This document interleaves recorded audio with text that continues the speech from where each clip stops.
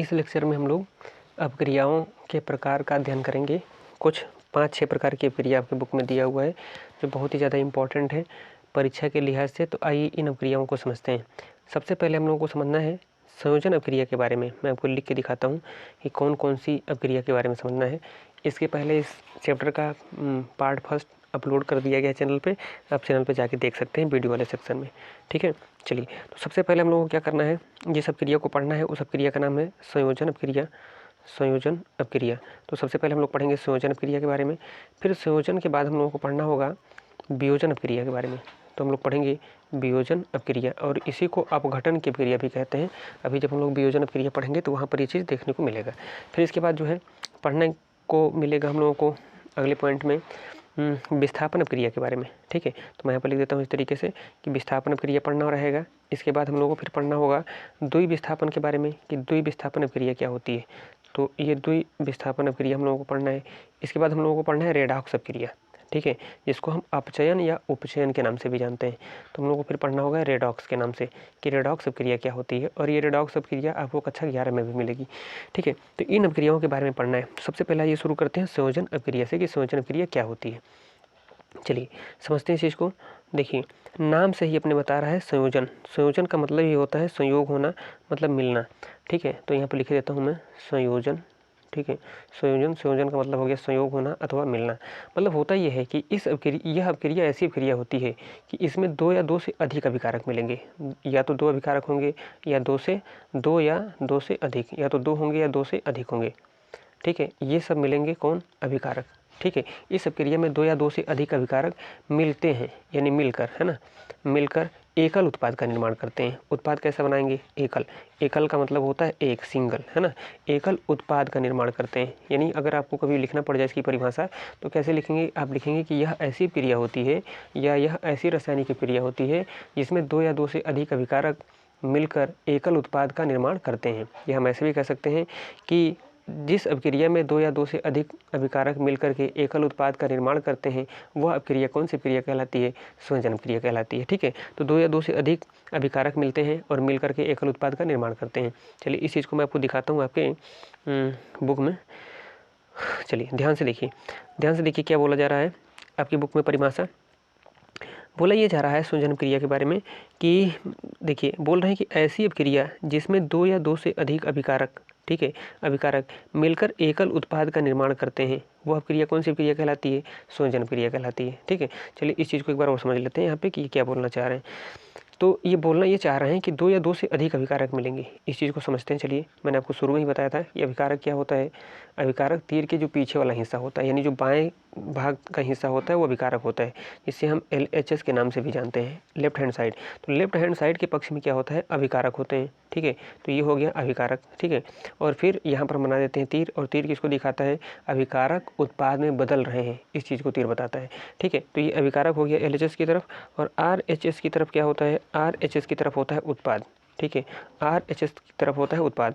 और इस संयोजन अपक्रिया में क्या बोला जा रहा है, संयोजन अपक्रिया में ये बोला जा रहा है कि इसमें क्या होंगे, दो या दो से अधिक अभिकारक भाग लेते हैं और उत्पाद एकल बनता है। ठीक है, जैसे देखिए, जैसे मैं यहाँ पर लिख देता हूँ, मान लीजिए कि ये A है, एक अभिकारक A है और यहाँ पर एक अभिकारक B है। अब ये दो अभिकारक हो गए। ठीक है, दो से अधिक भी हो सकते हैं। ठीक है, दो भी हो सकते हैं, दो से अधिक हो सकते हैं। तो मान लेते हैं कि दो ही अभिकारक हैं A और B, और ये मिल करके बना देते हैं कोई उत्पाद, मान लेते हैं Z, है ना, Z। तो अब ध्यान से देखिए, यहाँ पर जो अभिकारक हैं वो जो अभिकारक हैं वो अभिकारक कैसे हैं, दो ही हैं। ठीक है, दो ही अभिकारक हो सकते हैं या दो से अधिक भी हो सकते हैं। और यहाँ पर जो उत्पाद बना वो कैसा बन गया है, एकल बना हुआ है। एकल का मतलब क्या होता है, एक।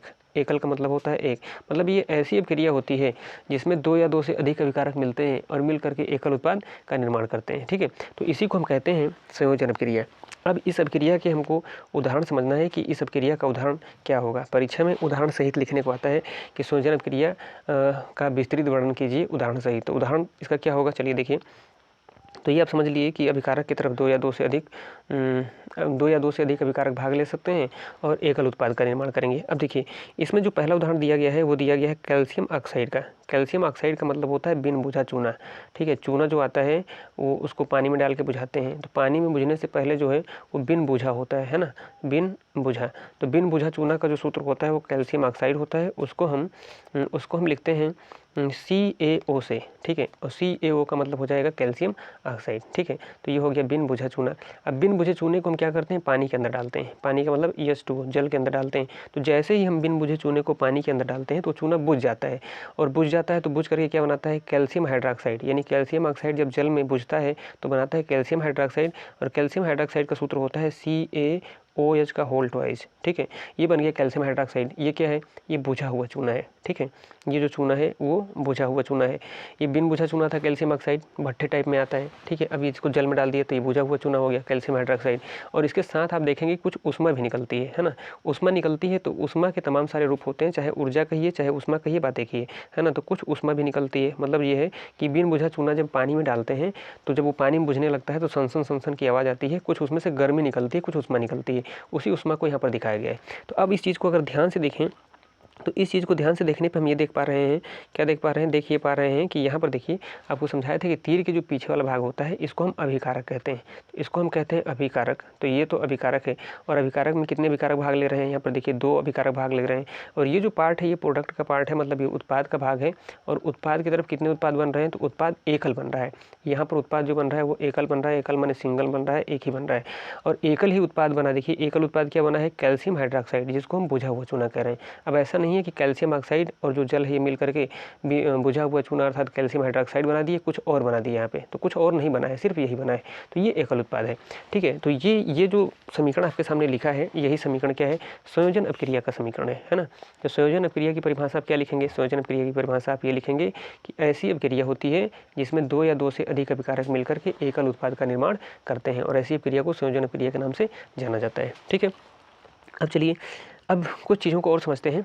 अभी आपकी बुक में ये बताया गया है कि जो यहाँ पर ये बुझा हुआ चूना है जिसको हम कैल्शियम हाइड्रोक्साइड बोलते हैं, तो अब देखिए इसका प्रयोग कहाँ पर करते हैं। तो आप जान रहे हैं कि जो घर होते हैं, ठीक है, घर होते हैं उनकी पुताई करने के लिए, ठीक है, घर की पुताई करने के लिए, जिसको हम आम भाषा में सफ़ेदी बोलते हैं, है ना। सफ़ेदी करने के लिए, घरों की सफ़ेदी करने के लिए हम क्या करते हैं, चूना का इस्तेमाल करते हैं। तो जो चूना होता है उसको जब पानी में डालते हैं तो बुझ जाता है। मतलब क्या होता है कि कैल्शियम हाइड्रोक्साइड बन जाता है पानी में डालने पर। तो ये बन जाएगा कुछ इस तरीके से CaOH का होल ट्वाइस, ठीक है, CaOH का होल ट्वाइस। और इसी सफ़ेदी को जब हम घरों के ऊपर लगा देते हैं तो आप जान ही रहे हैं कि घरों के ऊपर लगा देंगे तो घर के इर्द गिर्द चारों तरफ इस वायुमंडल में क्या मौजूद है, कार्बन डाइऑक्साइड। तो ये जो बुझा हुआ चूना आपने घर के ऊपर सफ़ेदी किया है, ये क्या करती है, वायुमंडल के कार्बन डाइऑक्साइड से क्रिया कर लेती है, और कार्बन डाइऑक्साइड से क्रिया करके ये बनाती है कैल्शियम कार्बोनेट, जिसका सूत्र होता है CaCO3। तो ये बना देती है कैल्शियम कार्बोनेट। तो मैं यहाँ पर लिख देता हूँ, ठीक है, CaCO3 कैल्शियम कार्बोनेट बना देती है। और कुछ थोड़ी बहुत मात्रा में क्या निकल जाता है, जल भी निकल जाता है, ठीक है। और इसी कैल्शियम कार्बोनेट की वजह से घर क्या होते हैं, चमकने लगते हैं, ठीक है। क्यों चमकने लगते हैं, चमकने इसलिए लगते हैं क्योंकि जो कैल्शियम कार्बोनेट होता है ये संगमरमर का सूत्र होता है, संगमरमर का सूत्र होता है। और संगमरमर एक प्रकार से क्या होता है, चमकीला पदार्थ होता है, ठीक है। तो संगमरमर चमकीला पदार्थ होता है, और जो आपने घर के ऊपर ये सफ़ेदी लगाया था कैल्शियम हाइड्रोक्साइड वाली, ये कार्बन डाइऑक्साइड से क्रिया करके वास्तव में उस घर को उसने संगमरमर की तरह बना दिया। इस वजह से घर में क्या आ जाती है बताइए, चमक आ जाती है, ठीक है। घर के बाहरी आवरण पर क्या होती है, चमक आ जाती है, हाँ। तो ये चीज़ जो है इसका अनुप्रयोग दिखाया गया था कि कैल्शियम हाइड्रोक्साइड का अनुप्रयोग कहाँ पर होगा, इसका यूज़ कहाँ पर होता है, ठीक है। तो ये चीज़ आपको याद रखना है। अब आइए कुछ और उदाहरण को समझ लेते हैं, कुछ और उदाहरण को समझ लेते हैं। कुछ और उदाहरण में क्या है, कुछ और उदाहरण में संयोजन क्रिया का उदाहरण इन्होंने दिया है कोयले का दहन, ठीक है। चलिए इसको समझ लेते हैं, कोयले का दहन, है ना, कोयले का दहन। बार बार देखिए कोयले को बचाने की बात होती है, क्योंकि जो कोयला है ये सीमित ऊर्जा का स्रोत है, ठीक है। इसके भंडार बहुत ही सीमित है, बहुत ही कम ही मात्रा में पृथ्वी पर मौजूद है। अगर इसका अंधाधुंध दोहन होता रहा तो इसके भंडार बहुत ही जल्दी रिक्त हो जाएंगे, खाली हो जाएंगे। तो फिर विज्ञान में ऐसा पढ़ाया जाता है कि भावी पीढ़ियाँ जो है इसके यूज से, इसके प्रयोग से वंचित रह जाएंगी। ठीक है, तो हमें इसको बचा के रखना है। तो कोयले की दहन की बात कर रहे हैं, तो जो कोयला है इसका जब दहन करते हैं तो बता रहे हैं कि ये भी एक प्रकार की संयोजन क्रिया है। तो कोयले का सूत्र क्या होता है? अब कोयला जो होता है उसमें ज़्यादा से ज़्यादा कार्बन ही पाया जाता है, तो कोयले का सूत्र कार्बन ही होता है और कोयले को सी से ही दिखाते हैं। तो कोयले को हम सिर्फ सी से प्रदर्शित कर देते हैं। सी माने कार्बन, कार्बन का मतलब कोयला हो गया। तो कोयला को हम किस में जलाएंगे? ऑक्सीजन की उपस्थिति में, तो ऑक्सीजन का मतलब O2 हो गया। और कोयला जब ऑक्सीजन की उपस्थिति में दहन होता है, कोयले को जलाया जाता है, तो कार्बन डाइऑक्साइड बनती है, काला काला धुआं निकलता है, उसी को कार्बन डाइऑक्साइड बोलते हैं। ठीक है, तो ये एक प्रकार से क्या है? संयोजन क्रिया का उदाहरण है। क्यों उदाहरण है? क्योंकि अभिकारक कितने भाग ले रहे हैं बताइए? अभिकारक जो भाग ले रहे हैं वो 2 भाग ले रहे हैं। और उत्पाद कैसा बन रहा है? उत्पाद बन रहा है एकल। ठीक है, तो ये अपक्रिया की परिभाषा में था ही कि इस अपक्रिया में 2 या 2 से अधिक अभिकारक भाग लेते हैं और एकल उत्पाद का निर्माण करते हैं। तो कोयले का दहन भी क्या है? एक प्रकार से संयोजन क्रिया का उदाहरण है। अब आइए कुछ और उदाहरण को समझ लेते हैं जो अपने बुक के अंदर दिया हुआ है। जैसे देखिए इन्होंने बोल रखा है जल का निर्माण हाइड्रोजन और ऑक्सीजन से। तो आइए समझ लेते हैं कि जल का निर्माण कैसे होता है। जल का निर्माण करने के लिए हम क्या करेंगे? हाइड्रोजन को लेंगे, और हाइड्रोजन जो है एक प्रकार से द्विपरमाणुक अणु होता है, मतलब डाई स्टेट में रहता है। तो कभी भी हाइड्रोजन को H नहीं बल्कि H2 के रूप में लिखा जाता है। तो ये H2 है। ठीक है, और यहाँ पर ऑक्सीजन जो है ये भी डाई स्टेट में रहता है, द्विपरमाणुक अणु होता है, तो इसको भी हम O2 ही लिखते हैं। अब हाइड्रोजन और ऑक्सीजन मिल करके क्या बनाते हैं? जल बनाते हैं। तो जल के लिए हम यहाँ पर लिख देंगे H2O। और अभी आपको समझा रहे थे कि द्रव्यमान संरक्षण का नियम कहता है कि संतुलित होना चाहिए। तो संतुलित करने के लिए हम क्या करेंगे? संतुलित करने के लिए अगर हम इधर मल्टीप्लाई कर दें 2 से, तो ये संतुलित हो जाएगा। देखिए यहाँ 2 से हम अगर गुणा कर दिए तो ये 2 इस H में गुणा कर गया और ये O में भी गुणा कर गया।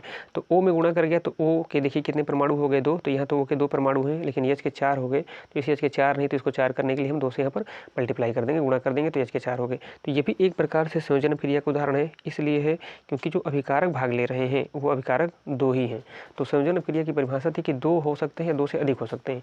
तो ये 2 अभिकारक भाग ले रहे हैं और यहाँ पर जो उत्पाद बन रहा है वो सिंगल बन रहा है। सिंगल माने एकल उत्पाद बन रहा है, और सिर्फ क्या बन रहा है बताइए? जल ही बन रहा है। अब ऐसा नहीं कि जल के साथ कुछ और बन गया, ऐसा नहीं।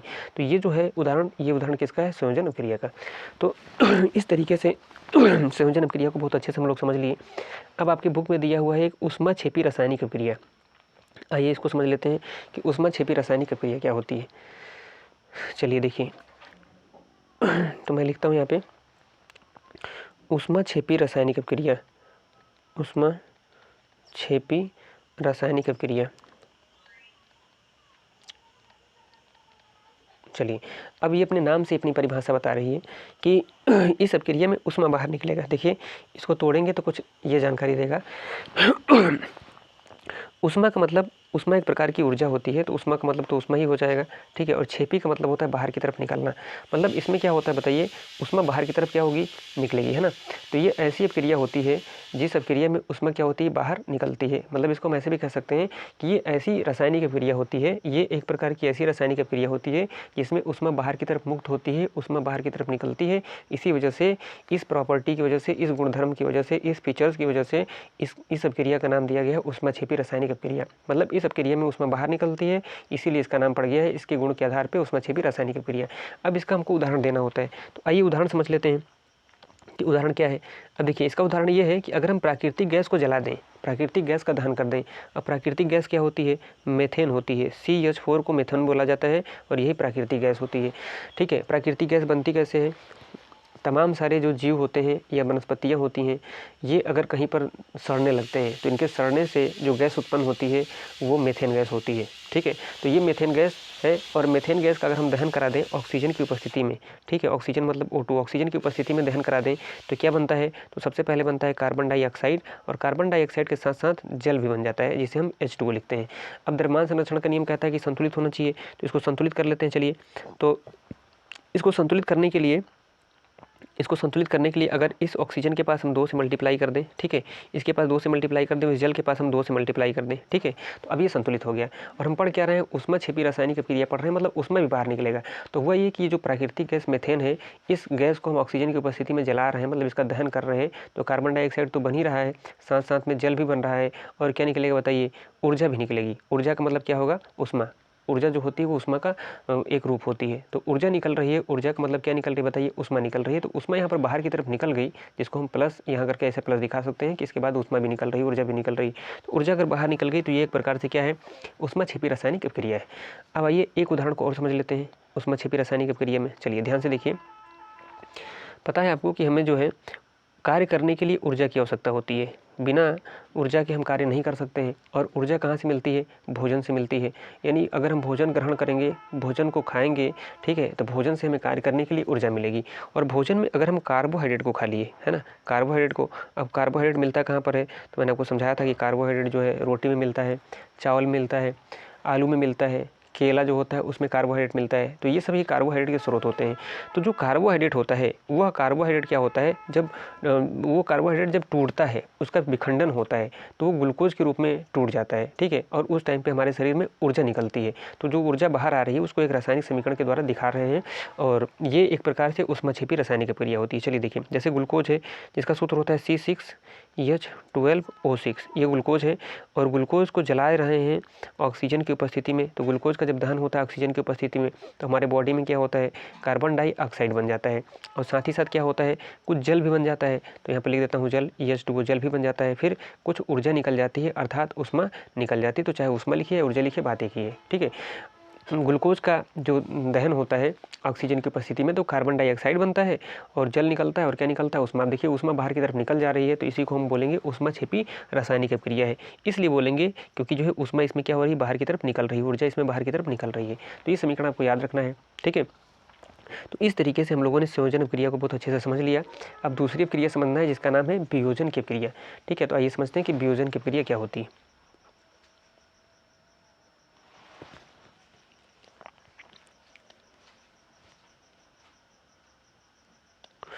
चलिए वियोजन की क्रिया समझते हैं कि वियोजन की क्रिया कौन सी क्रिया है। तो वियोजन का मतलब होता है टूटना। जैसे संयोजन का मतलब होता था मिलना, ऐसे ही वियोजन का मतलब होता है टूटना, ठीक है। तो इस सब क्रिया में क्या होगा? कुछ ना कुछ चीज़ें टूट करके अलग हो जाएंगी, तो उसको हम बोलेंगे कि वियोजन की क्रिया है। अब याद रखेंगे, पेपर में कभी कभी इसका दूसरा नाम पूछ लेता है। वियोजन क्रिया को ही अपघटन अपक्रिया के नाम से भी जानते हैं। कभी कभी क्या होता है कि बच्चे वियोजन के नाम से याद कर लेते हैं, लेकिन अपघटन के नाम से नहीं याद करते हैं। तो पेपर में अगर घुमा दिए, थोड़ा सा अपघटन बोल दिए, तो समझ में नहीं आता है कि क्या पूछ रहा है। तो वियोजन अपक्रिया कहिए, अपघटन अपक्रिया कहिए, बात एक ही है। तो हमने क्या देखा था संयोजन अपक्रिया में कि दो या दो से अधिक अभिकारक मिलकर के एकल उत्पाद बना रहे थे।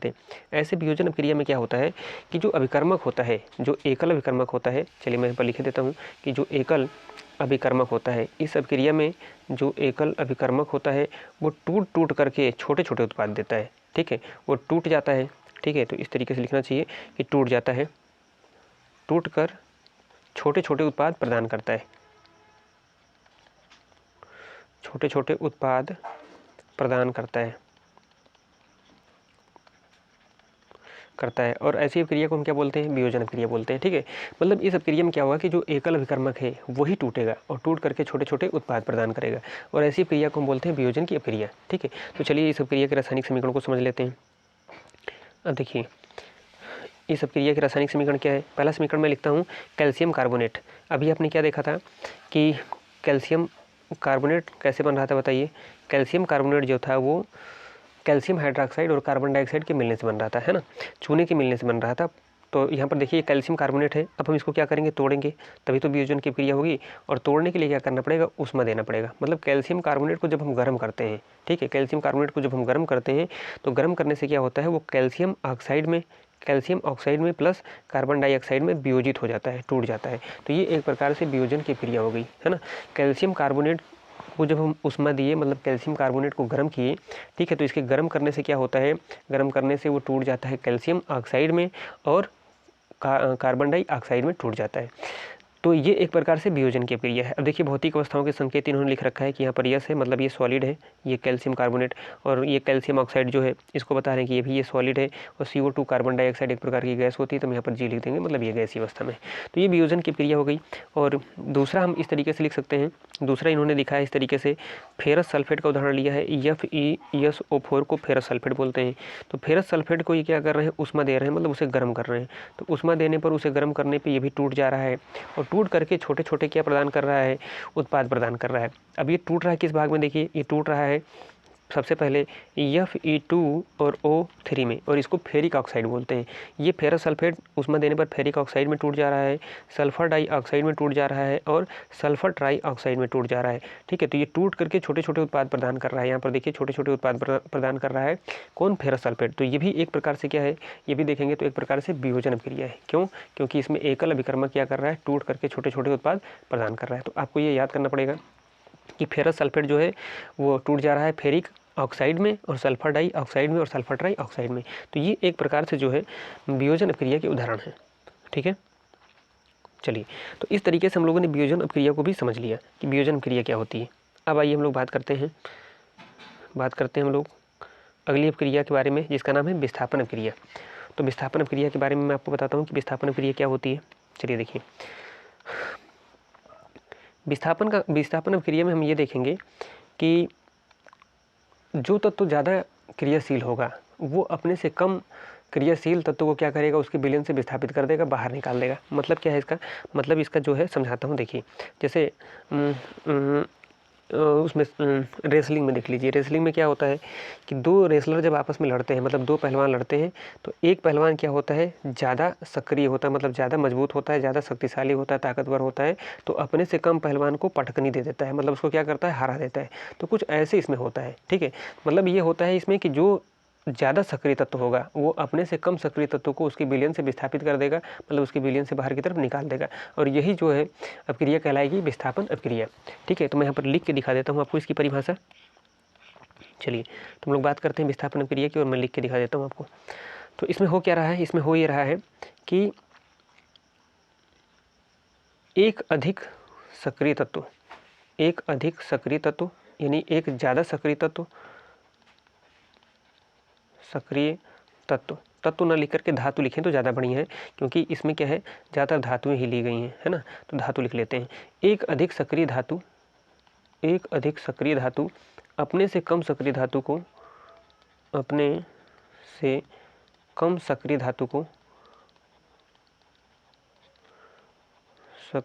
को उसके विलयन से विस्थापित कर देती है।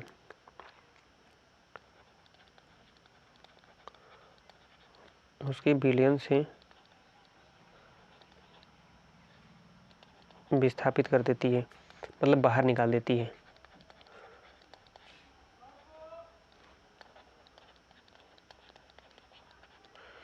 तो इसमें कुछ ऐसा होता है कि एक अधिक सक्रिय धातु होगी, ठीक है, वो अपने से कम सक्रिय धातु जो होगी उसको क्या करेगी, उसके विलयन से बाहर निकाल देगी, और इसके लिए सक्रियता श्रेणी याद करना पड़ता है। तो सक्रियता श्रेणी आप याद कर लीजिएगा। फिलहाल मैं सक्रियता श्रेणी नहीं बताऊंगा, लेकिन आपको जरूर बता दूंगा कि किस तरीके से विस्थापन होता है। सक्रियता श्रेणी हम लोग पढ़ेंगे पार्ट 3 में, धातु और अधातु में। ठीक है, चलिए, तो अब देखिए हो क्या रहा है, समझिएगा इस चीज़ को ध्यान से। हो ये रहा है कि यहाँ पर क्या है, इस अपक्रिया में जैसे जो है Fe का मतलब होता है आयरन, ठीक है, जिसको हम फेरस बोलते हैं। इसकी क्रिया कराई जाती है कापर सल्फेट से, CuSO4 से कराई जाती है। तो अब होता ये है कि जो आयरन होता है वो कापर की तुलना में ज़्यादा सक्रिय होता है, और कापर क्या होता है, इससे कम सक्रिय होता है। तो आयरन क्या करता है, कापर को विस्थापित कर देता है, मतलब कापर को इस सल्फेट के विलयन से बाहर निकाल देता है और खुद ही इसके स्थान पर चला आता है। तो ये समीकरण जो है कुछ इस तरीके से बन जाता है। देखिए, ये बन जाएगा कुछ इस तरीके से। अब ये आयरन तो आ जाएगा कापर के स्थान पे और कापर को बाहर निकाल देगा, तो ये बन जाएगा इस तरीके से FeSO4, ठीक है। ये बन जाएगा आयरन सल्फेट का विलयन, आयरन आ गया, कापर को बाहर निकाल देगा, तो कापर इस तरीके से निकल जाएगा बाहर। और यही क्रिया कहलाती है, कौन सी क्रिया, ये क्रिया कहलाती है विस्थापन की क्रिया। मतलब यहाँ पर आयरन जो था वो ज़्यादा सक्रिय था, ये अपने से कम सक्रिय धातु कापर को इसने क्या किया, बाहर की तरफ निकाल दिया। तो ये हो गया विस्थापन क्रिया के बारे में। अब दूसरा उदाहरण इसका देख लेते हैं। इन्होंने क्या किया है, जिंक के साथ क्रिया कराया है, किसका, कापर सल्फेट का। तो फिर से इसमें भी वही होगा कि जो जिंक है वो कापर की तुलना में ज़्यादा सक्रिय है, तो जिंक क्या करेगा, कापर को उसके विलयन से विस्थापित कर देगा, मतलब बाहर की तरफ निकाल देगा। तो जिंक सल्फेट के साथ आ जाएगा, तो यहाँ पर बन जाएगा जिंक सल्फेट, और कापर निकल जाएगा बाहर। Cu का मतलब कापर निकल जाएगा बाहर। तो इस तरीके से क्या है, विस्थापन क्रिया में एक अधिक सक्रिय तत्व अपने से कम सक्रिय तत्व को उसके विलयन से विस्थापित कर देता है। फिर उन्होंने देखिए एक और उदाहरण लिया है, लेड का उदाहरण लिया है। लेड को हम Pb लिखते हैं, तो इन्होंने लेड का उदाहरण लिया है।